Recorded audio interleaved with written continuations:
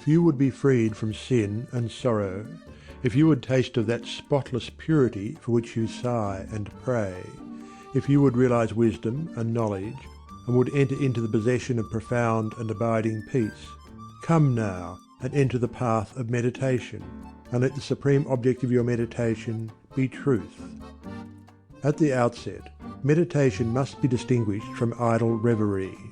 There is nothing dreamy and unpractical about it. It is a process of searching and uncompromising thought, which allows nothing to remain but the simple and naked truth. Thus meditating, you will no longer strive to build yourself up in your prejudices, but, forgetting self, you will remember only that you are seeking the truth. And so you will remove, one by one, the errors which you have built around yourself in the past, and will patiently wait for the revelation of truth, which will come when your errors have been sufficiently removed. In the silent humility of your heart, you will realize that there is an inmost centre in us all where truth abides in fullness, and around, wall upon wall, the gross flesh hems it in. This perfect, clear perception, which is truth, a baffling and perverting carnal mesh blinds it, and makes all error. And to know rather consists in opening out a way whence the imprisoned splendour may escape, than in effecting entry for a light supposed to be without. Select some portion of the day in which to meditate, and keep that period sacred to your purpose.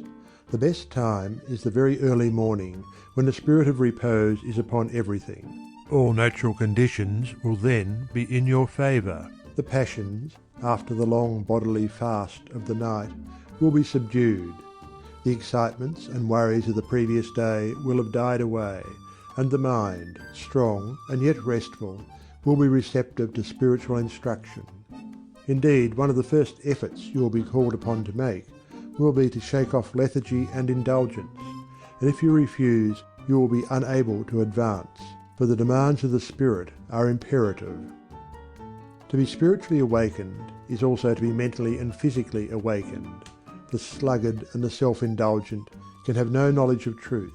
He who, possessed of health and strength, wastes the calm precious hours of the silent morning in drowsy indulgence is totally unfit to climb the heavenly heights. He whose awakening consciousness has become alive to its lofty possibilities, who is beginning to shake off the darkness of ignorance in which the world is enveloped, rises before the stars have ceased their vigil, and, grappling with the darkness within his soul, strives, by holy aspiration, to perceive the light of truth while the unawakened world dreams on.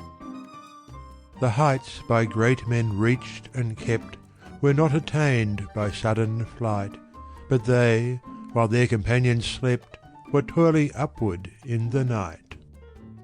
No saint, no holy man, no teacher of truth ever lived who did not rise early in the morning.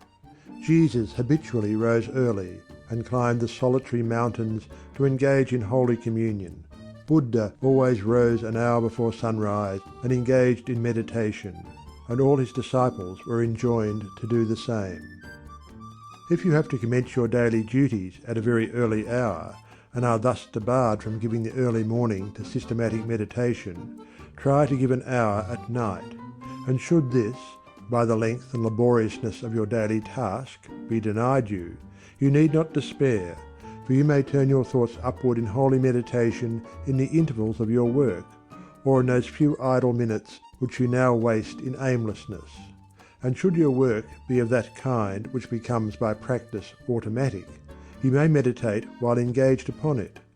That eminent Christian saint and philosopher, Jacob Boehme, realized his vast knowledge of divine things whilst working long hours as a shoemaker. In every life there is time to think, and the busiest, the most laborious, is not shut out from aspiration and meditation. Spiritual meditation and self-discipline are inseparable. You will therefore commence to meditate upon yourself so as to try and understand yourself, for remember, the great object you will have in view will be the complete removal of all your errors in order that you may realize truth. You will begin to question your motives, thoughts, and acts. comparing them with your ideal and endeavouring to look upon them with a calm and impartial eye. In this manner you will be continually gaining more of that mental and spiritual equilibrium without which men are but helpless straws upon the ocean of life.